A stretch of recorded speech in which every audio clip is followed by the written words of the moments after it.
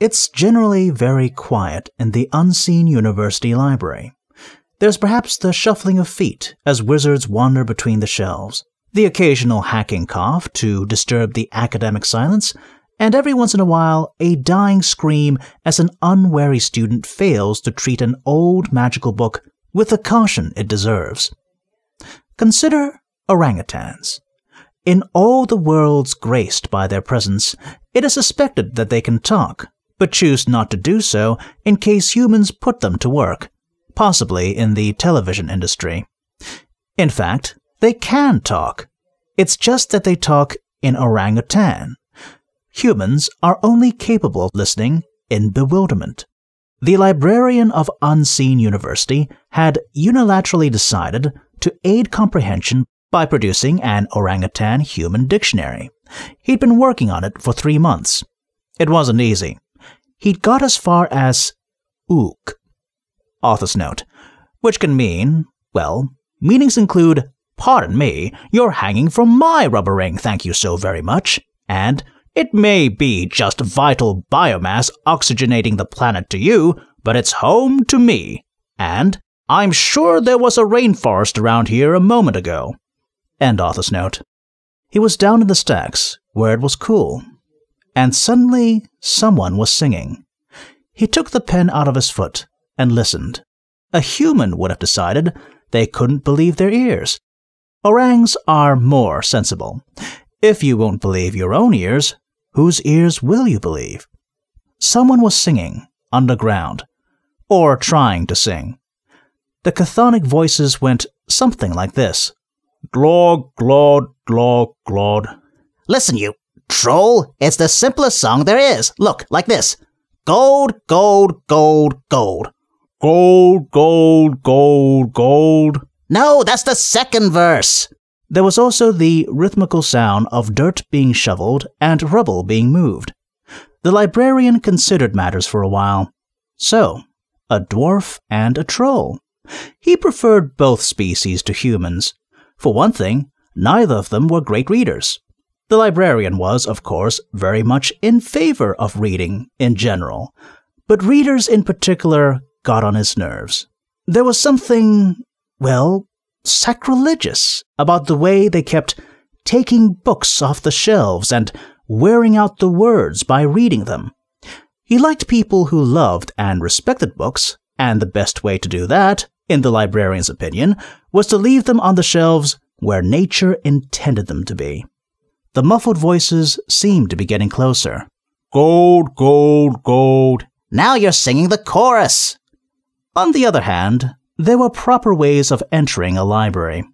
He waddled over to the shelves and selected Hump Tulip's seminal work, How to Kill Insects. All 2,000 pages of it. Elsewhere. Vimes felt quite lightheaded as he walked up Scoon Avenue. He was aware that there was an inner Vimes screaming his head off. He ignored him. You couldn't be a real copper in Ankh-Morpork and stay sane. You had to care. And caring in Ankh-Morpork was like opening a tin of meat in the middle of a piranha school. Everyone dealt with it in their own way. Cola never thought about it. And Nobby didn't worry about it. And the new ones hadn't been in long enough to be worn down by it. And Carrot was just himself. Hundreds of people died in the city every day, often of suicide. So what did a few more matter? The Vimes inside hammered on the walls. There were quite a few coaches outside the Ramkin mansion, and the place seemed to be infested with assorted female relatives and interchangeable Emmas. They were baking things and polishing things. Vimes strolled through, more or less unregarded. He found Sybil out in the dragon house, in her rubber boots and protective dragon armor.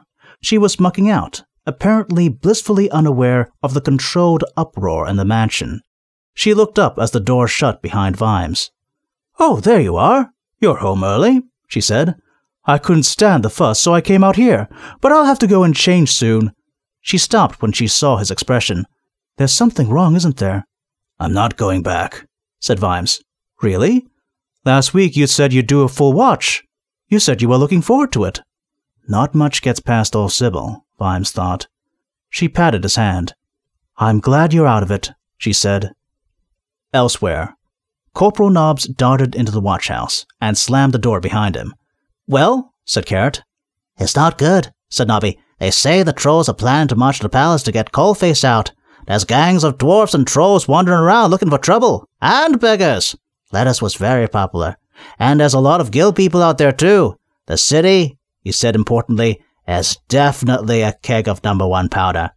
"How do you like the idea of camping out in the open plain?" said Colin. "What's that got to do with it?" "If anyone puts a match to anything tonight, it's goodbye, Ack," said the sergeant morosely.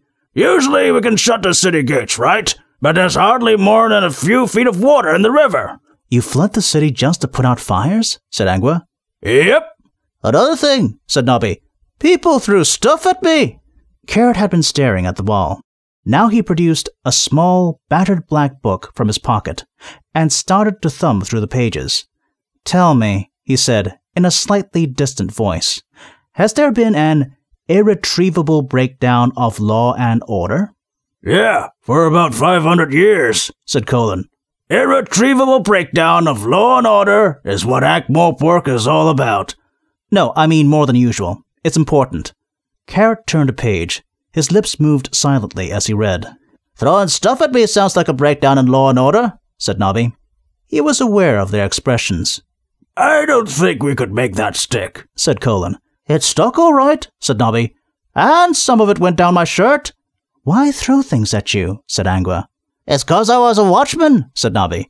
"The dwarfs don't like to watch 'cause of Mr. Hammerrock, and the trolls don't like to watch 'cause of Coalface being arrested.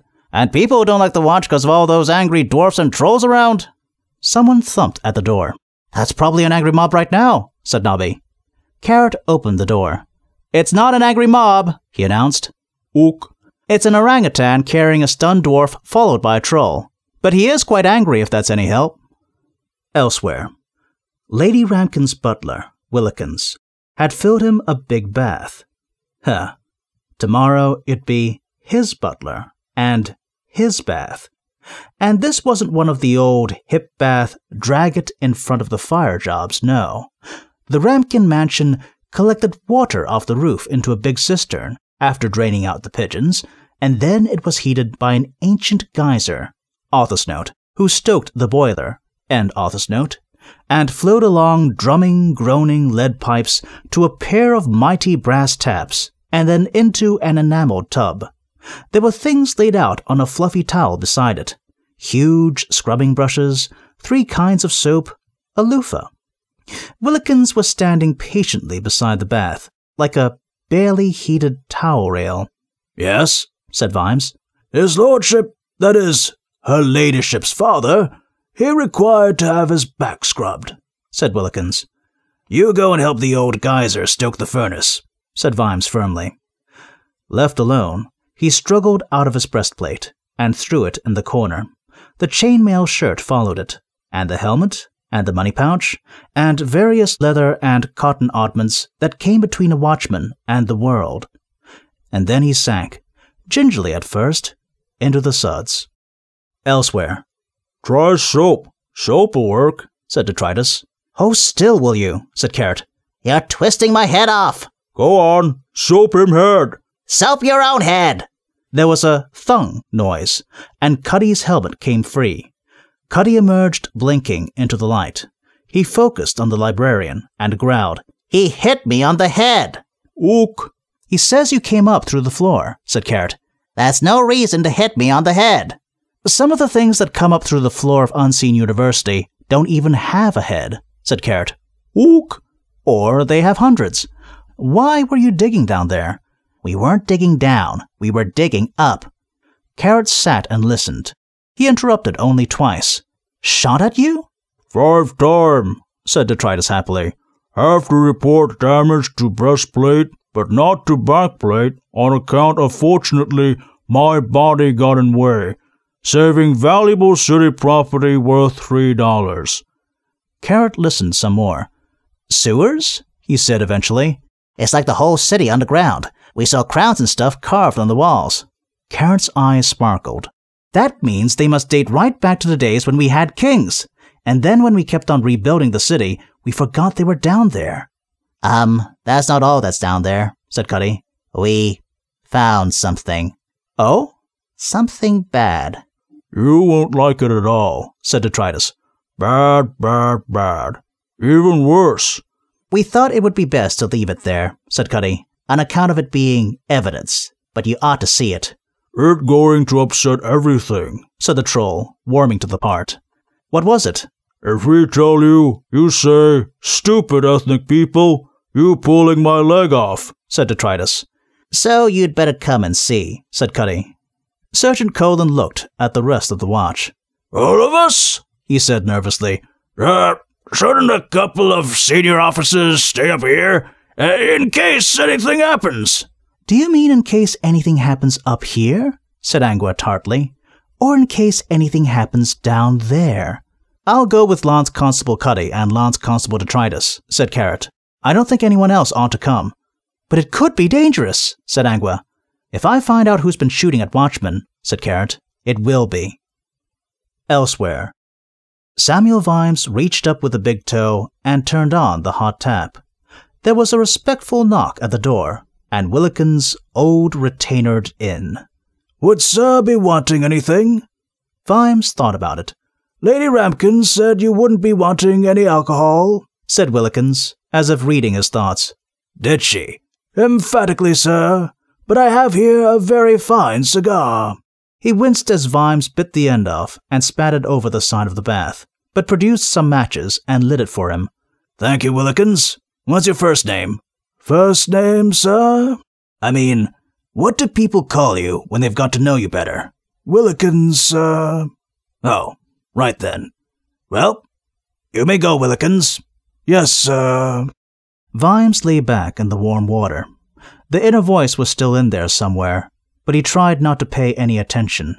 About now, it was saying, you'd be proceeding along the Street of Small Gods, just by the bit of old city wall, where you could stop and smoke a roll-up out of the wind. To drown it out, he started to sing at the top of his voice. Elsewhere.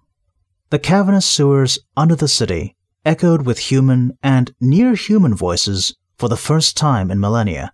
Hi-ho, hi-ho, ook, ook, ook, ook, ook. You're all stupid.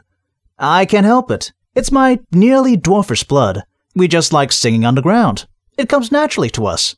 All right, but why him singing? Him ape. He's a people person. They'd brought torches. Shadows jumped among the pillars in the big cavern and fled along the tunnels. Whatever the possible lurking dangers, Carrot was beside himself with the joy of discovery. It's amazing! The Via Cloaca is mentioned in some old book I read, but everyone thought it was a lost street. Superb workmanship! Lucky for you the river was so low. It looks as though these are normally full of water.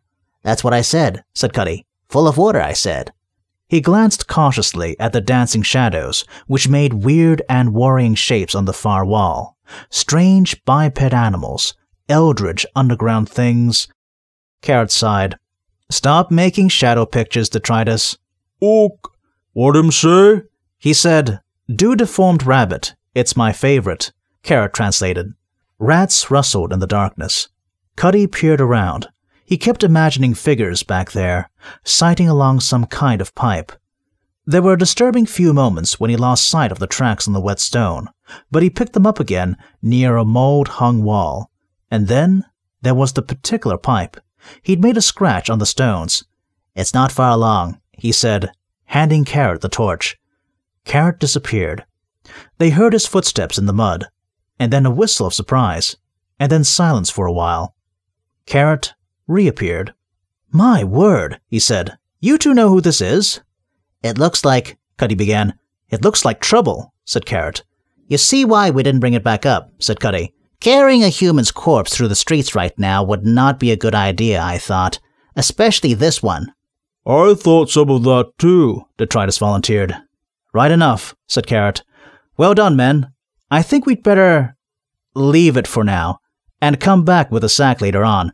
And don't tell anyone else, except the sergeant and everyone, said Cuddy. No, not even them. It'd make everyone very jumpy. Just as you say, Corporal Carrot. We're dealing with a sick mind here, men. Underground light dawned on Cuddy. Ah, he said. You suspect Corporal Nobbs, sir? This is worse. Come on, let's get back up. He looked back towards the big pillar-barred cabin. Any idea where we are, Cuddy? Could be under the palace, sir. That's what I reckoned. Of course, the tunnels go everywhere. Carrot's worried train of thought faltered away on some distant track. There was water in the sewers, even in this drought. Springs flowed into them, or water filtered down from far above. Everywhere was the drip and splash of water, and cool, cool air. It would almost be pleasant, were it not for the sad, hunched corpse of someone that looked for all the world like Beano the Clown. Elsewhere, Vimes dried himself off. Willikins had also laid out a dressing gown with brocade on the sleeves. He put it on and wandered into his dressing room. That was another new thing. The rich even had rooms for dressing in, and clothes to wear while you went into the dressing rooms to get dressed. Fresh clothes had been laid out for him. Tonight, there was something dashing in red and yellow. About now, he'd be patrolling Treacle Mine Road. And a hat. It had a feather in it. Vimes dressed himself, and even wore the hat. And he seemed quite normal and composed, until he realized that he avoided meeting his own gaze in the mirror.